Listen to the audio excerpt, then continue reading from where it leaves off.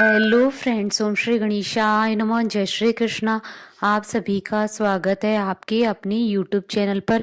Friends, आज हम आपको इस वीडियो में बताने जा रहे हैं पौष मास की कृष्ण पक्ष की सफला एकादशी का शुभ मुहूर्त, पूजा विधि, महत्व, व्रत कथा और धन लाभ के लिए किए जाने वाले उपायों के बारे में।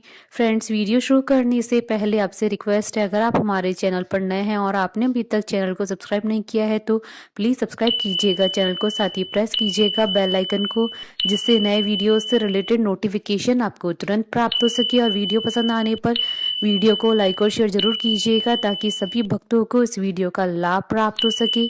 और कमेंट बॉक्स में जय श्री कृष्णा जरूर लिखिएगा। हिंदू धर्म में एकादशी तिथि का विशेष महत्व होता है। प्रत्येक वर्ष में 24 एकादशियां होती है, किंतु अधिक मास होने की स्थिति में एकादशी की संख्या 26 होती है। जो भक्त एकादशी का व्रत रखते हैं वह एकादशी के नियमों का कड़ाई से पालन करते हैं तथा अगले दिन सूर्योदय के बाद ही उपवास का समापन करते हैं।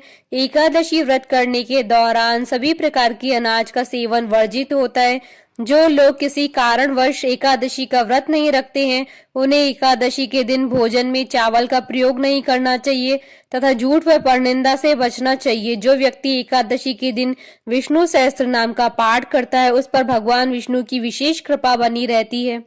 पौष मास के कृष्ण पक्ष की एकादशी तिथि को सफला एकादशी कहा जाता है। साल 2024 की पहली एकादशी 7 जनवरी 2024 रविवार के दिन है। सफला एकादशी के दिन व्रत रखने से व्रती को हर कार्य में सफलता प्राप्त होती है। इस व्रत को करने से मनुष्य संसार के सभी सुखों को भोगकर मोक्ष को प्राप्त करता है। इस एकादशी के देवता भगवान श्री नारायण हैं, इसलिए इस दिन भगवान नारायण की पूजा की जाती है। पुराणों में इस एकादशी के संदर्भ में कहा गया है कि हजारों वर्ष तक तपस्या करने से जिस पुण्य की प्राप्ति होती है वह पुण्य भक्ति पूर्वक रात्रि जागरण सहित सफला एकादशी का व्रत करने से मिलता है। इस दिन दीपदान करने का भी बहुत महत्व बताया गया है। साधक को इस दिन व्रती रहकर भगवान विष्णु की मूर्ति को ओम नमो भगवते वासुदेवाय मंत्र का उच्चारण करते हुए स्नान आदि कराकर वस्त्र, चंदन, जनेऊ, गंध, अक्षत, धूप, पुष्प, दीप, नैवेद्य, ऋतुफल, पान, नारियल आदि अर्पित करके कपूर से आरती करनी चाहिए। पद्म पुराण के अनुसार भगवान श्री कृष्ण युधिष्ठिर को एकादशी तिथि का महत्व समझाते हुए कहते हैं कि जैसे नागों में शेष नाग, पक्षियों में गरुड़, देवताओं में श्री विष्णु श्रेष्ठ है, उसी प्रकार संपूर्ण व्रतों में एकादशी का व्रत श्रेष्ठ है। सभी एकादशियों में नारायण के समान ही फल देने का सामर्थ्य है। इनकी पूजा आराधना करने वाले को किसी और की पूजा की आवश्यकता नहीं पड़ती है, क्योंकि ये अपने भक्तों की सभी मनोरथों की पूर्ति कर उन्हें विष्णु लोक पहुंचाती है। फ्रेंड्स, अब आइए जानते हैं पौष मास की सफला एकादशी के शुभ मुहूर्त के बारे में। हिंदू पंचांग के अनुसार साल 2024 की पौष मास की सफला एकादशी 7 जनवरी 2024 रविवार के दिन है। पौष कृष्ण एकादशी तिथि प्रारंभ होगी 6 जनवरी की रात्रि यानी 7 जनवरी की सुबह 12:41 पर और पौष कृष्ण एकादशी तिथि का समापन होगा 7 जनवरी की रात्रि यानी 8 जनवरी की सुबह 12:46 पर।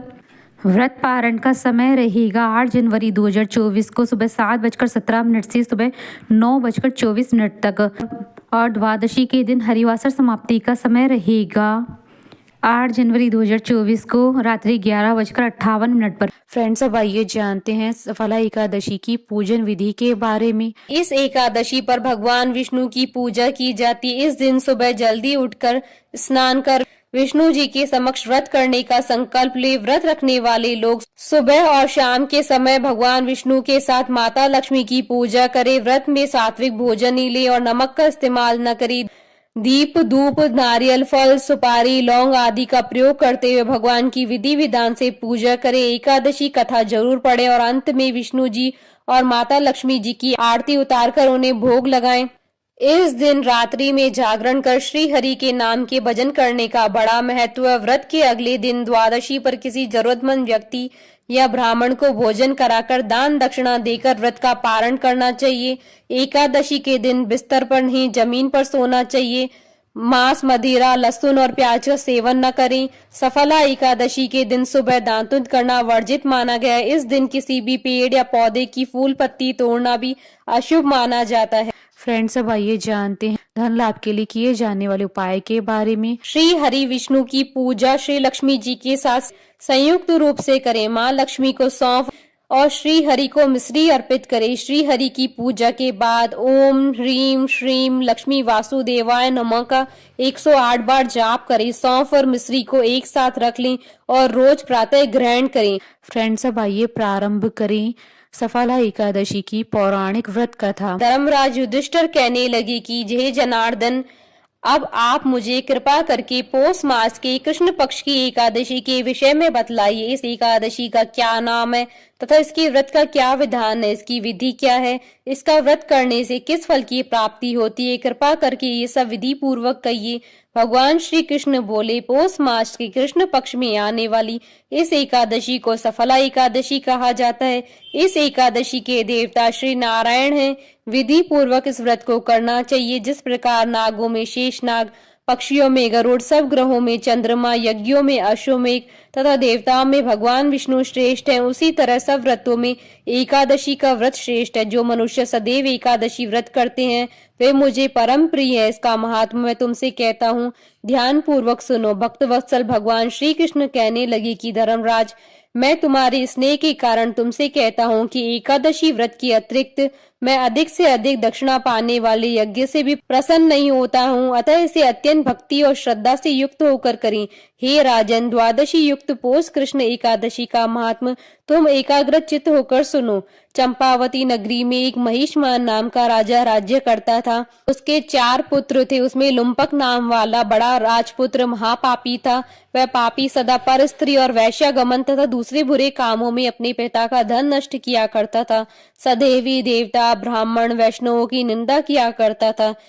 जब राजा को अपने बड़े पुत्र के ऐसे कुकर्मों का पता चला तो उन्होंने उसे राज्य से निकाल दिया। तब वह विचारने लगा कि कहाँ जाऊं, क्या करूं। अंत में उसने चोरी करने का निश्चय किया। दिन में वह वन में रहता और रात्रि को अपने पिता की नगरी में चोरी करता था। प्रजा को तंग करने और उन्हें मारने का कुकर्म करता। कुछ समय पश्चात सारी नगरी भयभीत हो गई। वह वन में रहकर पशु आदि को मारकर खाने लगा। नागरिक और राज्य के कर्मचारी उसे पकड़ लेते किंतु राजा के भय से छोड़ देते। वन में एक अति प्राचीन विशाल पीपल का वृक्ष था।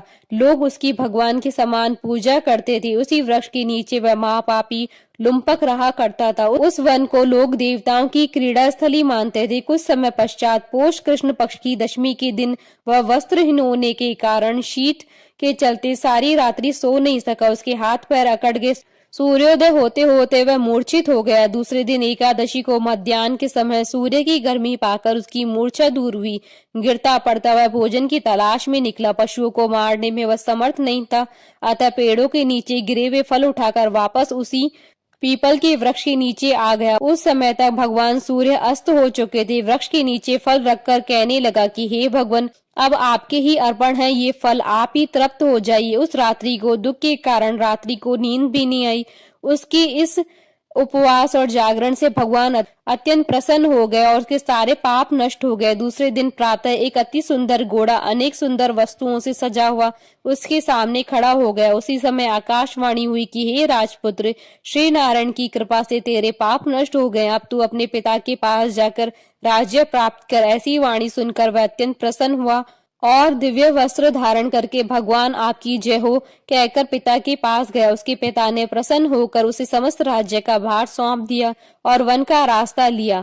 अब लुम्पक शास्त्रानुसार राज्य करने लगा। उसकी स्त्री, पुत्र आदि सारा कुटुंब भगवान नारायण का परम भक्त हो गया। वृद्ध होने पर भी वह अपने पुत्र को राज्य का भार सौंपकर वन में तपस्या करने चला गया और अंत समय में वैकुंठ को प्राप्त हुआ। अतः जो मनुष्य इस पवित्र सफला एकादशी का व्रत करता है उसे अंत में मुक्ति मिलती है। इस सफला एकादशी के महात्म्यों को पढ़ने अथवा श्रवण करने से मनुष्य को अश्वमेघ यज्ञ के समान फल प्राप्त होता है। बोले भगवान विष्णु जी की जय, सनातन धर्म की जय। हमारे साथ इस वीडियो में अंत तक बने रहने के लिए आपका धन्यवाद। ओम श्री गणेशाय नमः। जय श्री कृष्णा।